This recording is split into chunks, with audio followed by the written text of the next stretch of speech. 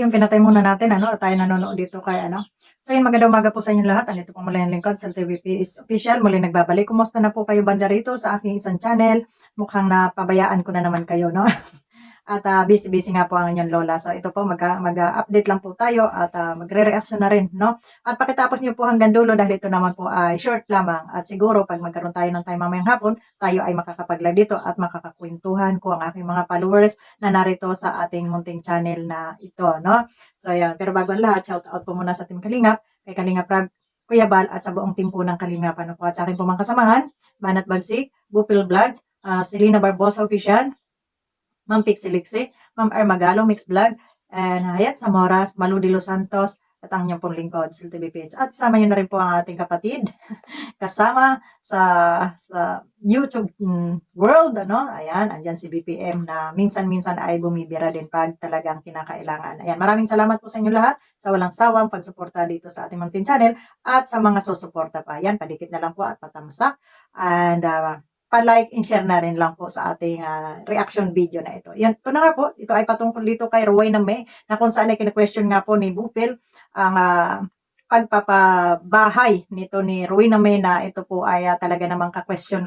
Ano po? Kasi nga, ang balita ay binawi di umano ni Rowena May ang pera na nasa kamay na ni Kalinga Prab. Yung ipinadala na nila bahay kay Rina ay kanilang binawi. At ayon pa nga, ay ito ay nagkulang di umano ng 40,000 kesyo binawasan daw ito ni Kalinga Prab. Iba po yung usapin doon sa pinapalabas ni Joel Salcedo at iba rin po dito kay Rowena May. Pero magkakakunik na po yan, no? Kasi nga po nag-PPM sila doon at kakutsaba nila si Joel Salcedo, malamang si Joel Salcedo ang nag-udyok dito sa mga ito para bawiin ng pera at sila na lamang yung magpabahay kay Rina, ano?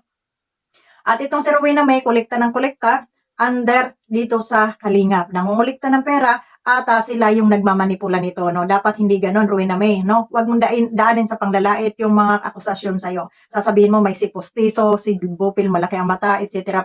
Look at yourself in the mirror. Tingnan mo ang sarili mo sa salamin kung gaano ka rin ba kaswangit, no? Huwag kang manlait at baka marismakan ka kung kami ay kalait-lait, ang aming pagmumukha, mas kalait.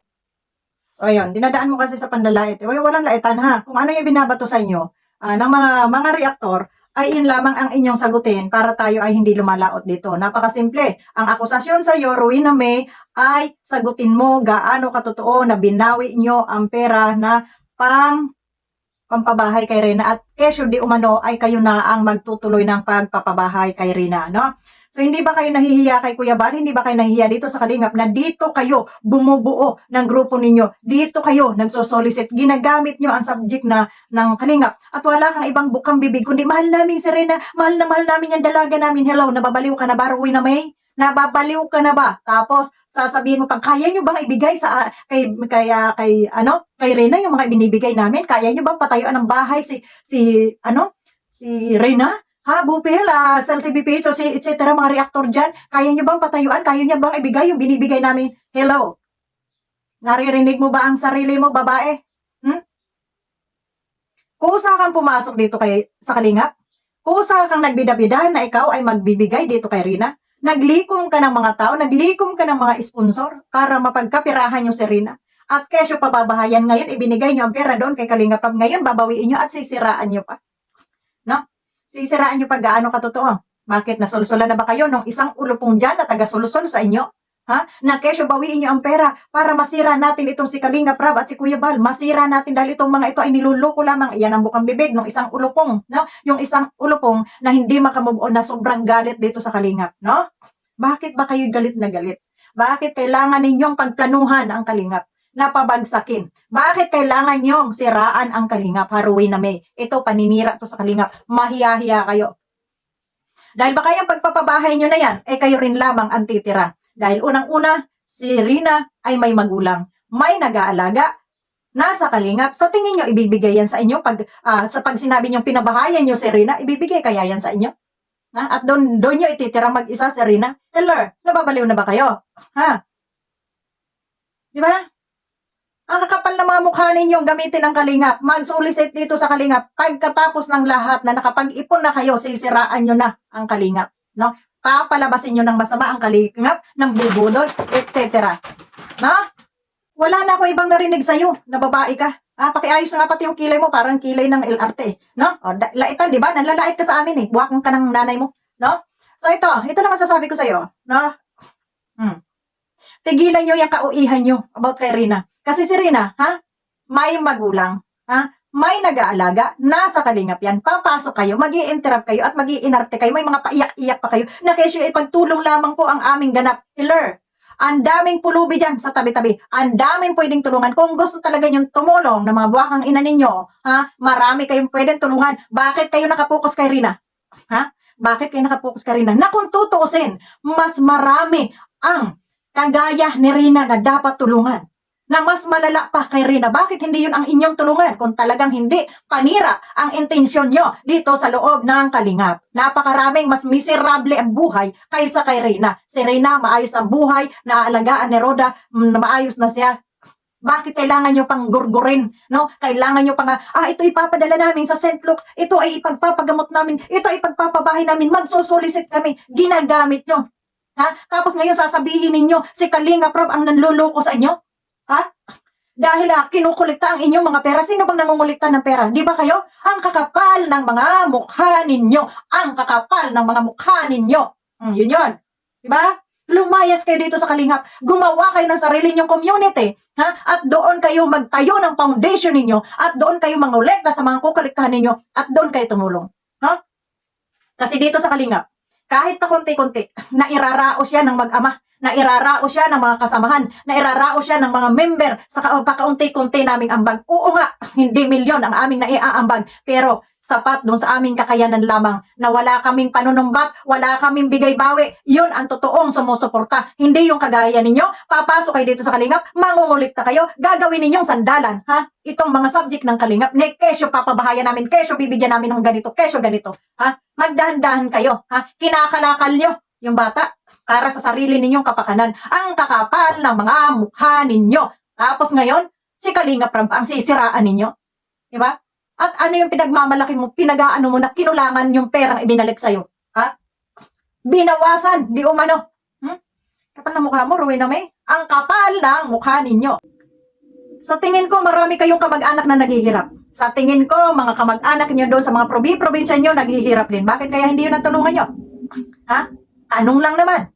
Bakit ang daming naghihirap dyan na mas miserable pa ang buhay? Ulitin ko, mas miserable pa ang buhay kay Rina. Ang daming nandyan sa lansangan, mga walang bahay. Bakit hindi yan ang pagdadamputin ninyo at tulungan ninyo? Kung talagang pagtulong ang inyong ganap. Bakit kayo nakapokus lamang kay Rina?